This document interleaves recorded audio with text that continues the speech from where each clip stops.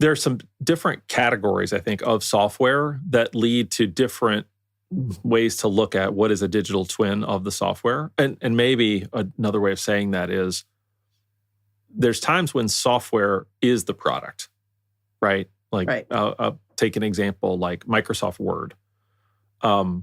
We think about that software as it is the product. It's what gets sold. It's the software that runs on a PC or a Mac or a phone. And the point of it is that I type things into the keyboard and I click places on the mouse and I get an output that's digital. And maybe I could print it to paper or whatever, but the output is a document with some layout, some formatting, some content, some whatever. But that's the product. There's no physical part of the product. And so I'm contrasting that to, let's take our refrigerator example.